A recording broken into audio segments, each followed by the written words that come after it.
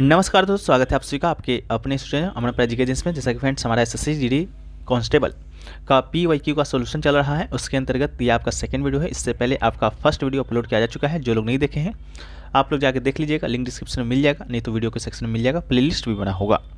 तो आज second video के अंतर्गत हम लोग देखेंगे आपका 10 जनवरी 2023 को जो एग्जाम आपका हुआ था सेकंड शिफ्ट में, उसमें पूछे गए 20 जीके के प्रश्नों को, साथ में इंपॉर्टेंट एक्स्ट्रा फैक्ट को भी, जो कि आपके एग्जाम के लिए इंपॉर्टेंट होने वाला है। ठीक है, तो वीडियो को पूरा देखिएगा। चैनल पर नए होंगे चैनल को सब्सक्राइब कर लीजिएगा। चलिए वीडियो को स्टार्ट करते हैं। तो पहला जो प्रश्न आपका है, पूछा गया है कि स्किल इंडिया मिशन की अभिशासन परिषद की अध्यक्षता डैश करते हैं। यानी कि स्किल इंडिया जो मिशन आपका गठन किया गया था परिषद, उसका अध्यक्षता किसके द्वारा किया जाता है? तो दोस्तों आपका प्रधानमंत्री जी के द्वारा किया जाता है। तो ऑप्शन नंबर 2 प्रधानमंत्री इसका राइट आंसर होगा। इसके अलावा राष्ट्रीय कौशल विकास मिशन की शासी परिषद का गठन देखेंगे तो इसमें एक आपका अध्यक्ष होता है, जो कि आपके प्रधानमंत्री ही होते हैं। इसके अलावा कौन कौन होते हैं? तो MAOF, MSD, MHRD, MORD, MOLE, MSME, MOA, MOOA, MOIT, MOH, UPA, विदेश मंत्रालय, सूचना प्रौद्योगिकी मंत्रालय, HUP मंत्रालय के केंद्रीय मंत्री होते हैं। ठीक है, इन सभी का आप फुल फॉर्म नेट पे सर्च कर लीजिएगा, वो आपके लिए उतना इंपॉर्टेंट है नहीं।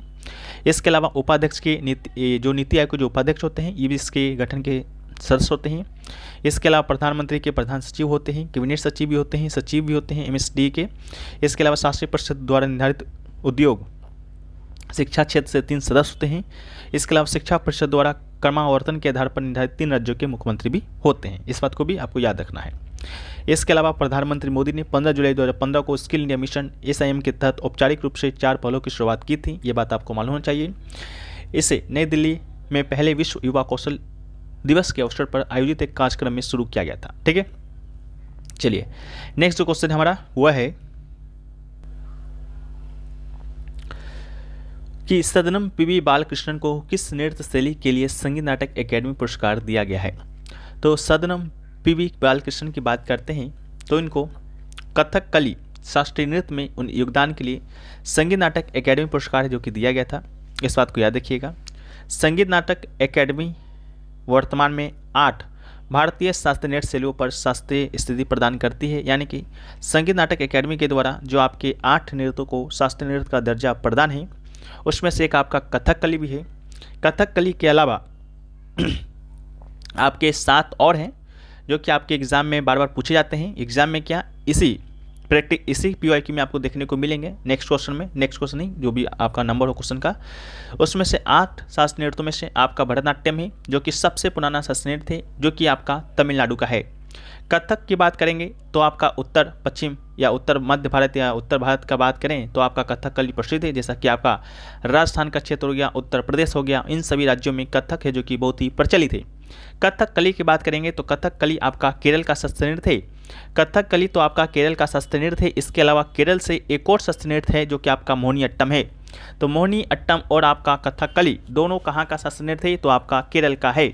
इसके अलावा कुचिपुड़ी जो कि आपके ऑप्शन में दिया गया था, जो कि आपका आंध्र प्रदेश का शास्त्रीय नृत्य है। ओडिसी की बात करेंगे तो ये फ्रेंड्स आपका ओडिशा का शास्त्रीय नृत्य है। मणिपुरी आपका मणिपुर का है। सतरिया की बात करेंगे तो ये दोस्तों आपका असम का शास्त्रीय नृत्य है। इस बात को भी याद रखिएगा। ठीक है, चलिए नेक्स्ट क्वेश्चन की बात करते हैं। तो नेक्स्ट क्वेश्चन पूछा गया कि मानव शरीर में भोजन एक सतत नली से गुजरता है जो डैश से प्रारंभ होकर गुदा तक जाता है। तो इसका राइट आंसर दोस्तों आपका होगा ऑप्शन नंबर 1 मुख गुहिका। मानव पाचन तंत्र में एक सतत नलिका होता है, जैसा कि आप लोग को मालूम होना चाहिए, जिसके माध्यम से भोजन है जो कि गुजरता है। नलिका मुख गुहा से शुरू होता है और गुदा पर जाकर समाप्त होता है। इसके अलावा मानव पाचन तंत्र की जब हम लोग बात करते हैं तो मानव पाचन तंत्र में पाचन की प्रक्रिया में शामिल कई अंग और संरचनाएं होती हैं। नलिका मुख गुहा से शुरू होता है, जिसे मुख या मोहिक गुहा के रूप में जाना जाता है, जहां से भोजन शरीर में प्रवेश करता है। इसके अलावा चबाने और लार के साथ मिश्रित होने के बाद भोजन एक छोटी और नरम लुगदी जैसा बनता है, जिसे बॉलस या कौर कहा जाता है। इस बात को भी याद रखिएगा, आपसे पूछा जाएगा कि जब चबाने और लार के साथ मिश्रित होने पर भोजन एक नरम छोटी और नरम लुगदी जैसा बनता है, उसे क्या कहा जाता है? तो बोलस या कौर कहा जाता है। इसके अलावा बॉलस ग्रसनी से होकर गुजरता है, जो मुख गुहा और ग्रासनली के बीच का एक स्थान होता है। इसके अलावा ग्रसनी से भोजन ग्रासनली में जाता है, जिसे भोजन नलिका या ग्रसा के रूप में भी जाना जाता है। इसके अलावा ग्रासनली एक पेशीय नली है जो भोजन को क्रमाकुचन नामक लयबद्ध संकुचन के माध्यम से अमस्या की ओर ले जाता है। इसके अलावा एक बार जब भोजन अमस्या में पहुंच जाता है तो यह अमस्या के अम्ल और एंजाइम की क्रियाओं के माध्यम से पुनः पाचन क्रिया से गुजरता है। ठीक है। इसके अलावा अमस्या भोजन को जठर रस के साथ मिलाता है और इसे एक अर्ध तरल मिश्रण में तोड़ देता है, जिसे कि चाइम कहा जाता है। तो इसको भी याद रखिएगा, चाइम किसे कहा जाता है। इसके अलावा जो चाइम होता है फिर धीरे धीरे छोटी आंत में मुक्त होता है, जो पाचन तंत्र का सबसे लंबा हिस्सा होता है। इसके बाद छोटी आंत में पोषक तत्वों का अधिकांश अवशोषण होता है, जिसे दीर्घरोम नामक विशेष संरचनाएं होती है।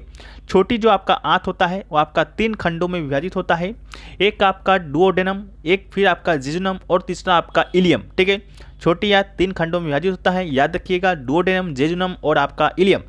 इसके अलावा भोजन के छोटी आंत से गुजरने के बाद उसका जो शेष अवशिष्ट पदार्थ बच जाता है वो बड़ी आंत में प्रवेश करता है, जिसे कि कोलन भी कहा जाता है।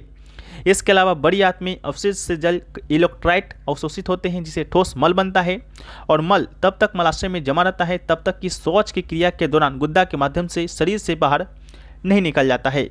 यह आपका मानव पाचन तंत्र या डाइजेस्टिव सिस्टम का आप यहाँ पर फिगर भी देख सकते हैं। ठीक है। इसके अलावा नेक्स्ट क्वेश्चन पूछा गया, महात्मा गांधी नई श्रृंखला के 50 रुपये के बैंक नोट का आधार रंग कैसा है। तो बैंक नोट कहें सॉरी, तो आपको मालूम होगा कि नया नया जो कुछ नोट निकाले गए थे 50 का, 100 का, 200 का, उसके अंतर्गत आपसे पूछा गया है कि जो नया वाला 50 रुपये का जो नोट निकाला गया है उसका रंग कैसा है। तो उसका रंग था आपका फ्लोरोसेंट नीला। फ्लोरोसेंट नीला इसका राइट आंसर होगा। ठीक है। इसे हिंदी में हम लोग प्रतिदीप्त नीला भी कहते हैं। यह भारतीय रिजर्व बैंक यानी कि आरबीआई के द्वारा शुरू की गई भारतीय मुद्रा नोटों की एक नई श्रृंखला का हिस्सा है। प्रदीप्त नीले रंग को बैंक नोट की सुरक्षा विशेषताओं को बढ़ाने और नकली नोट को अधिक कठिन बनाने के लिए चुना गया था। इसके अलावा महात्मा गांधी नई श्रृंखला 50 रुपये के बैंक के नोट के पीछे किसका रूपांकन है। ये आपका हम्पी रथ का रूपांकन है। हम्पी भारत के कर्नाटक राज्य में स्थित एक प्राचीन शहर है। यह यूनेस्को की विश्व धरोहर स्थल है या कभी विजयनगर समाज की राजधानी भी हुआ करती थी। ठीक है। इसके अलावा और भी कुछ नोट हैं जिसके रंग को आपको मालूम होना चाहिए और उसके पीछे कौन सा चित्र है उसको भी आपको मालूम होना चाहिए। तो 5 रुपये के नोट के पीछे आप देखिएगा तो ट्रैक्टर का चित्र होगा, जो कि कैसा रंग का होगा, तो हरा नारंगी रंग का होगा। 10 रुपये के नोट के पीछे सूर्य मंदिर का आप चित्र होगा, जो कि सूर्य मंदिर कहाँ पर स्थित है, कोणार्क में स्थित है, वो आपका चॉकलेटी भूरा रंग का होगा। 20 रुपये के नोट पर आपका एलोरा का गुफाएं का चित्र है, पीछे हरा पीला रंग का है। 50 रुपये के बात हम लोग कर लिए हैं। 100 रुपये की बात करेंगे तो रानी का बाव है, जो कि दोस्तों आपका कहाँ स्थित है, तो आपका गुजरात में स्थित है। अभी हाल ही में जो आपका ओडीआई का वर्ल्ड कप का फाइनल हुआ था 2023 का, उसमें से जो 2 कप्तान आपके पहुंचे थे फाइनल में, इंडिया और ऑस्ट्रेलिया के रोहित शर्मा और पैट कमिंस ने, तो फाइनल मैच से पहले आपका जो फोटो शूट हुआ था ट्रॉफी के साथ वो आपका रानी के बाऊ में ही हुआ था। ठीक है। तो इसको भी याद रखिएगा, जो कि आपका हल्का बैगनी रंग का है। 200 रुपये का नोट आपका सांची का स्तूप उसके पीछे है और चमकीला पीला रंग का है। 500 रुपये का नोट के पीछे आपका लाल किला का चित्र है और आपका स्लेटी रंग का है। और 2000 रुपये का नोट, जो कि अभी हाल ही में आरबीआई ने चलन से बाहर कर दिया है, जिस पर आपका मंगलयान का चित्र था, जो कि आपका गहरा गुलाबी रंग का था। ठीक है।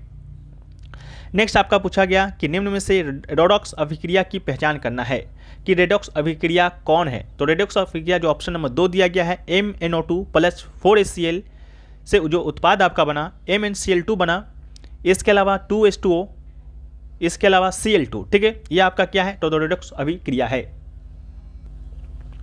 सो फ्रेंड्स, वहाँ पर एक आपको ऑप्शन मिला होगा और जो शब्द मिला होगा रेडॉक्स अभिक्रिया। तो आखिरकार रेडॉक्स अभिक्रिया होता क्या है। तो देखिए, जो आपका अभिक्रिया होता है यानी कि वो आपका 2 प्रकार का होता है। एक आपका होता है अपचयन, एक होता है आपका ऑक्सीकरण।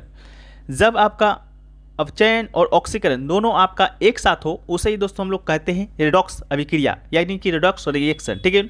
तो रेडॉक्स अपचयन और ऑक्सीकरण अभिक्रिया का एक प्रकार की रासायनिक अभिक्रिया है, जिसमें स्पीशीज के बीच इलेक्ट्रॉनों का रूपांतरण या स्थानांतरण होता है। ठीक है।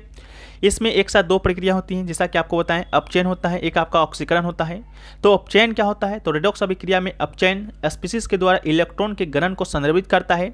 अपचयन के दौरान स्पीसीज के ऑक्सीकरण का अवस्था घटती है, जो इसके धनावेश में कमी या इसके ऋणावेश में वृद्धि का संकेत करता है। ऑक्सीकरण की जब हम लोग बात करते हैं तो ऑक्सीकरण दूसरी ओर, ऑक्सीकरण में स्पीसीज द्वारा इलेक्ट्रॉन की हानि होती है या स्पीसीज को ऑक्सीजन अवस्था में वृद्धि को ले जाता है, जो इसके धनावेश में वृद्धि या इसके ऋणावेश में कमी का संकेत देता है।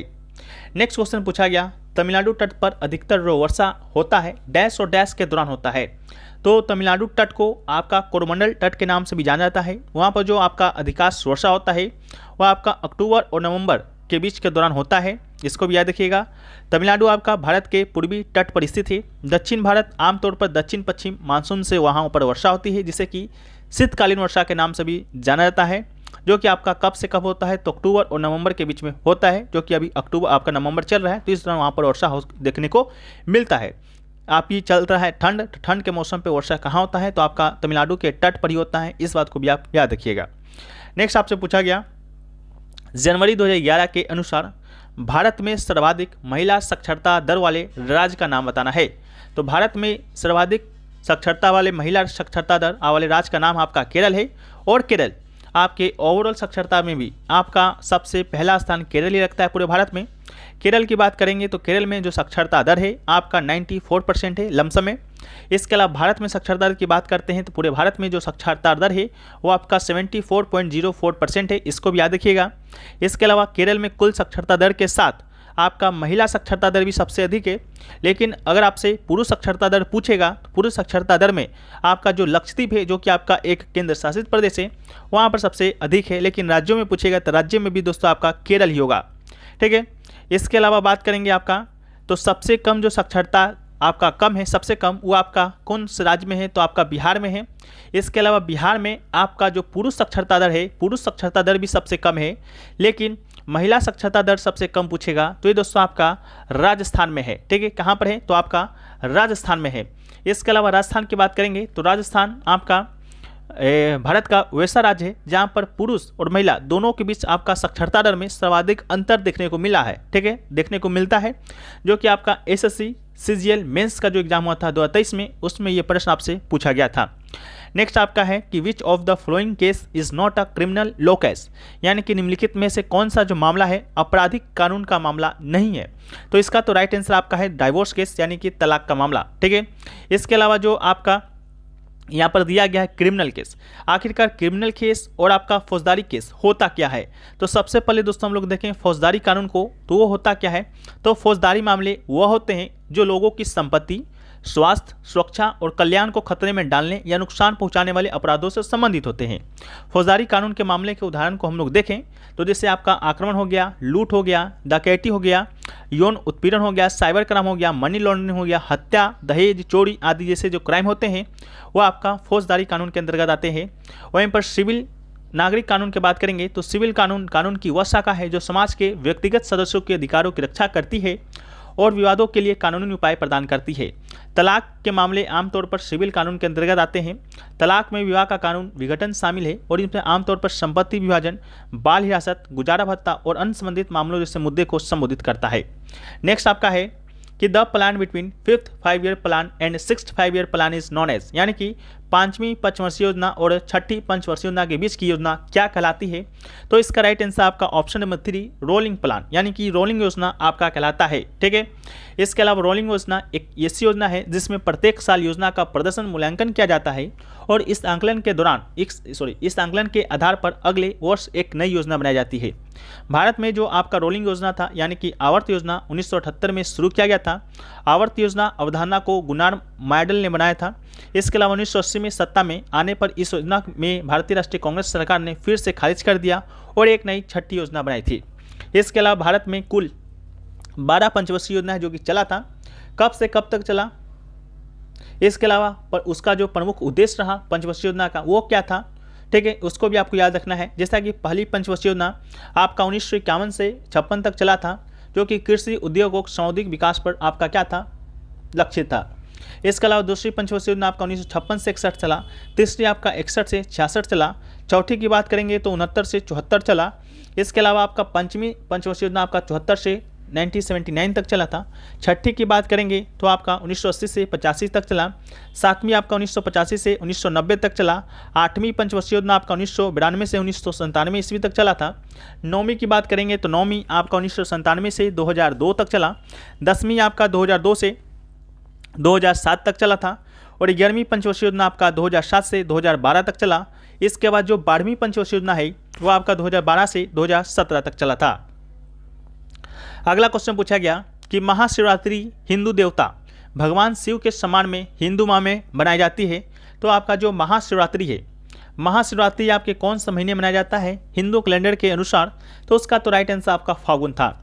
महाशिवरात्रि की बात करते हैं तो शिव की महान रात्रि को ही हम लोग महाशिवरात्रि के नाम से जानते हैं, जो कि हिंदू भगवान शिव के भक्तों के लिए वर्ष का सबसे महत्वपूर्ण सांप्रदायिक त्यौहार होता है।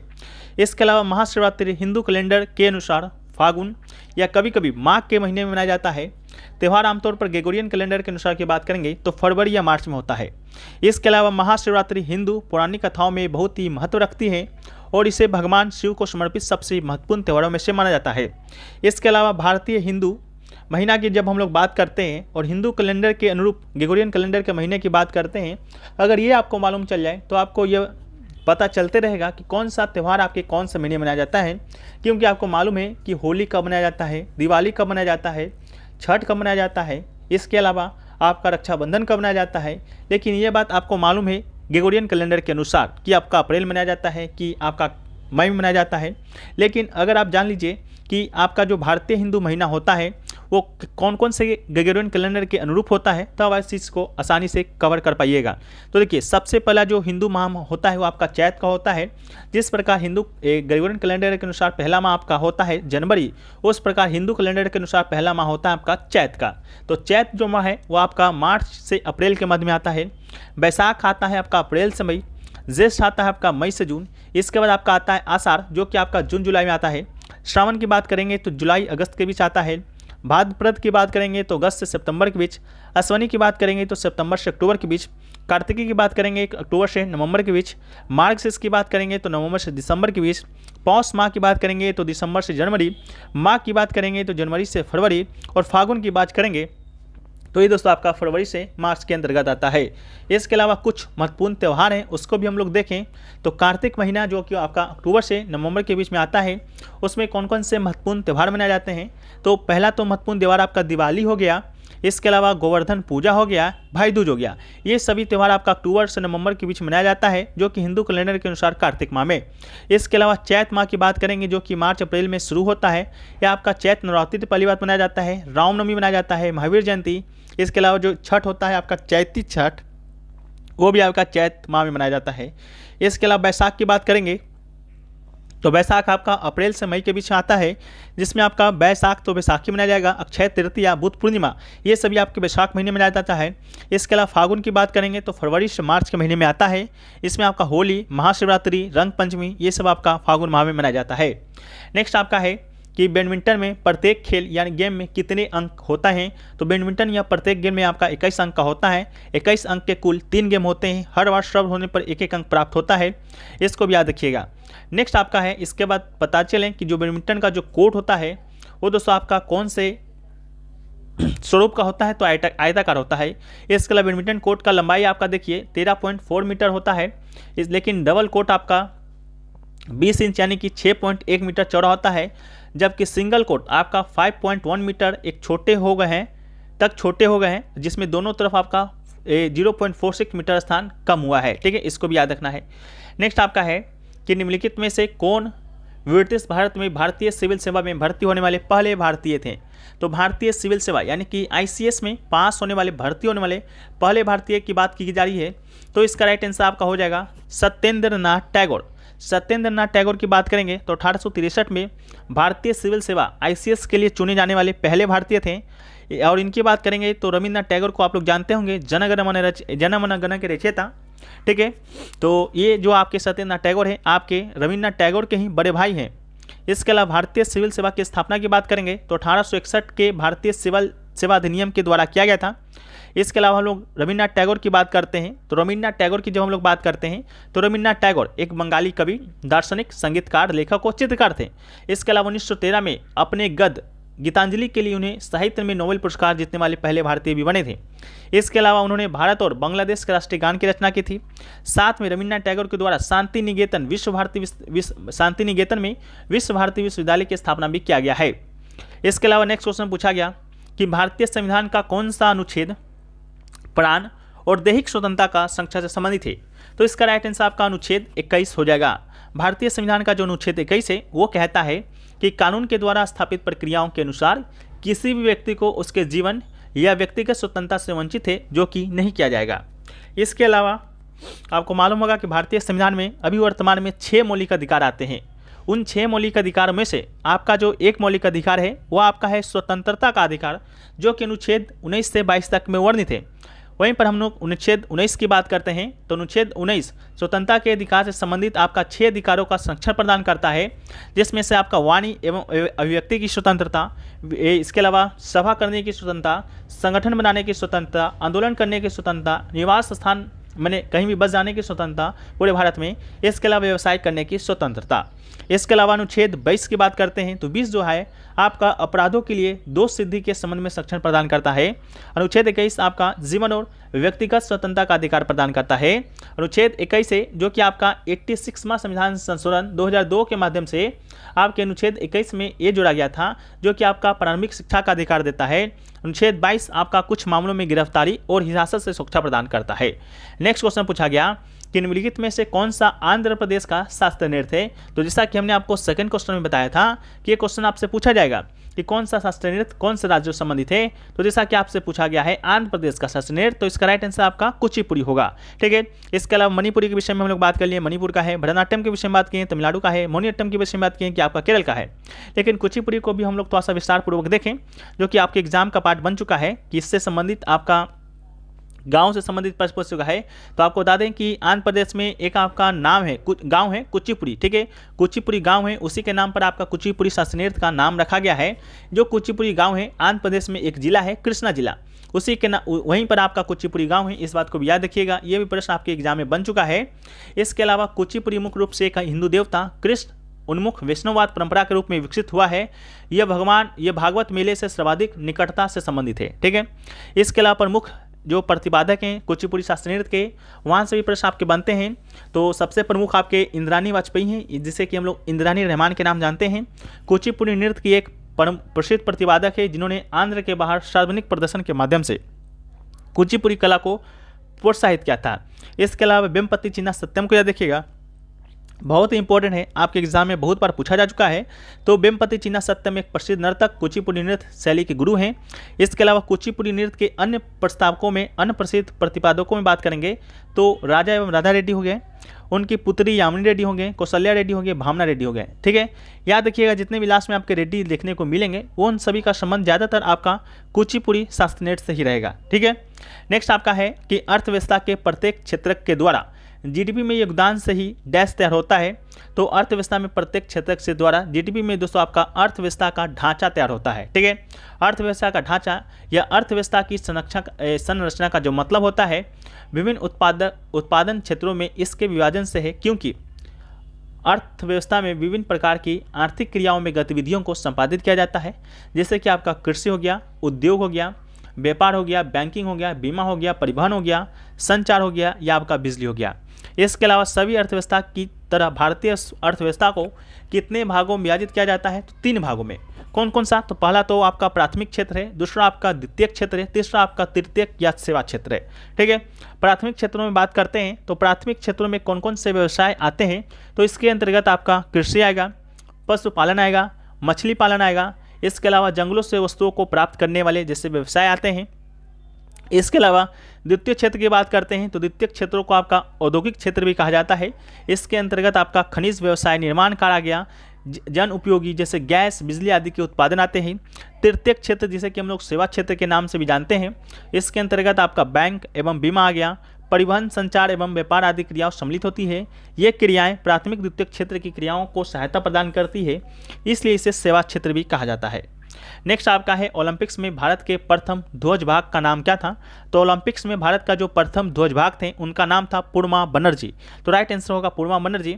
खेलों के उद्घाटन समारोह में राष्ट्रीय ध्वज ले जाने वाली जो पहली भारतीय एंटोवन बेल्जियम में 1920 के ओलंपिक में पूर्णिमा बनर्जी थी। पूर्णिमा बनर्जी की बात करेंगे तो आपका एथलेटिक्स से संबंधित है, ठीक है। उनका जन्म 1897 में कलकत्ता, ब्रिटिश भारत, अब कोलकाता, पश्चिम बंगाल में हुआ था। इसके अलावा 2020 का जो आपका टोक्यो ओलंपिक है जो कि आपका 21 में खेला गया था, उसमें जो ध्वजभाग थे वो आपके मैरी कॉम और आपके मनप्रीत सिंह थे, इसको भी याद रखिएगा। इसके अलावा नेक्स्ट क्वेश्चन है कि निम्नलिखित में किसे सितंबर 2022 में त्रिपुरा भारत से राष्ट्रसभा के सदस्य के रूप में निर्वाचित किया गया था। तो इसका राइट आंसर आपका विप्लव कुमार देव था, ठीक है। ये त्रिपुरा के पूर्व मुख्यमंत्री हैं आपके विप्लव कुमार देव। इन्होंने सितंबर 2022 में आपका राज्यसभा के लिए नामित हुए थे, इसको भी याद रखिएगा। याद रखिएगा त्रिपुरा में केवल एक ही राज्यसभा की सीटें हैं। राज्यसभा सीटें की बात करेंगे तो सर्वाधिक आपका 31 जो कि आपका यूपी का है। इसके अलावा एक राज्यसभा सदस्य जो कि पूर्ण अवधि के लिए चुना जाता है वो 6 वर्ष की अवधि के लिए कार्य करता है। प्रत्येक 2 वर्ष के बाद एक तिहाई जो सदस्य होते हैं आपका सेवानिवृत्त हो जाता है। इसके अलावा जो राज्यसभा है उसे उच्च सदन भी कहा जाता है। नेक्स्ट आपका है कि अक्टूबर 2022 के अनुसार भारतीय कम्युनिस्ट पार्टी के महासचिव कौन हैं। तो इसका राइट आंसर आपका डी राजा कुमार, ठीक है। डी राजा इसका राइट आंसर होगा। वर्तमान में भी डी राजा ही आपके भारतीय कम्युनिस्ट पार्टी के महासचिव हैं। इसके अलावा जो भारतीय कम्युनिस्ट पार्टी है उसका गठन आपका 25 दिसंबर 1925 को हुआ था। अभी हाल ही में आपका दिल्ली पुलिस का जो एग्जाम चल रहा है उसमें क्वेश्चन पूछा गया कि भारतीय कम्युनिस्ट पार्टी का जो स्थापना है कहाँ पर हुआ। तो इसका स्थापना आपका कानपुर में हुआ था, इस बात को भी आप लोग नोट कर लीजिएगा। ये सबसे पुरानी पार्टियों में से एक है। ये हमारे देश की राष्ट्रीय पार्टियों में भी से है। राष्ट्रीय पार्टी जो कि अभी वर्तमान में 6 है उसमें से भी आपका भारतीय कम्युनिस्ट पार्टी है जो कि आपका है। इसके अलावा एस.वी. घाटे भारतीय कम्युनिस्ट पार्टी यानी CPI के क्या है तो पहले महासचिव थे।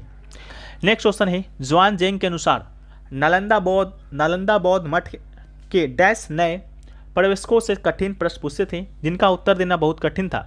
कौन पूछते थे। तो इसका राइट आंसर आपका द्वारपाल होगा, ठीक है। राइट आंसर क्या होगा, द्वारपाल होगा। चीनी बौद्ध भिक्षु और 7वीं शताब्दी में नालंदा बौद्ध मठ का दौरा करने वाले यात्री जुआनजेंग के अनुसार जो व्यक्ति नए प्रवेशकों से कठिन प्रश्न पूछता था उसे क्या कहते, द्वारपाल कहा जाता। जुआनजेंग के अनुसार द्वारपाल नए प्रवेशकों से कठिन प्रश्न पूछते थे। इस भूमिका का तात्पर्य है कि द्वारपाल एक प्रकार का बौद्धिक कारक के रूप में कार्य करता जो मठ में प्रवेश पाने वाले के ज्ञान और समझ का परीक्षण करता था। नेक्स्ट आपका है घुमंटू पशुचारण यानी कि नोमाडिक हेडिंग में चारवाहे अपने जानवरों के साथ एक स्थान से दूसरे स्थान डैश और डैश के लिए निर्धारित मार्ग से भ्रमण करते हैं। तो इसका राइट आंसर आपका होगा चारे और पानी का, ठीक है। घुमंटू पशुचारण में चरवाहे अपने जानवरों के साथ एक स्थान से दूसरे स्थान पर चारे और पानी के लिए निर्धारित मार्गों से भ्रमण करते हैं। इसके अलावा घुमंतू पशुपालन की जब हम लोग बात करते हैं तो घुमंतू पशुपालन सहारा मध्य एशिया के अर्ध शुष्क और शुष्क क्षेत्रों में भारत के कुछ हिस्से जैसे कि राजस्थान और जम्मू कश्मीर में किया जाता है। इस प्रकार की खेती में चरवाहे अपने पशुओं के साथ एक स्थान से दूसरे स्थान पर चारे और जल के लिए निर्धारित मार्ग से जाते हैं। इस प्रकार की गति जलवायु बाधाओं और भूभाग की प्रतिक्रियाओं में उत्पन्न होती है। भेड़ हो गया, ऊँट हो गया, याक हो गया और बकरी को सबसे अधिक पाला जाता है। वो चरवाहे उनके परिवार को दूध, मांस, ऊन, खाल और अन्य उत्पादन प्रदान करते हैं। इसे घुमंतू देहातीवाद के रूप में जाना जाता है जो पशुपालन का एक रूप है जब पशुओं को चरने के लिए ताज़ा चरगाहों की तलाश के लिए झुंड में रखा जाता है, ठीक है। तो ये दोस्तों आपका 20 क्वेश्चन रहा जो कि आपके एग्जाम 10 जनवरी सेकेंड शिफ्ट में पूछा गया था। तो आशा करते हैं वीडियो पसंद आया है। वीडियो पसंद आया तो वीडियो को लाइक, एक कमेंट और हो सके तो शेयर जरूर कीजिएगा। मिलते हैं हम लोग इस प्रकार के नेक्स्ट वीडियो के साथ। जब तक के लिए जय हिंद, जय भारत।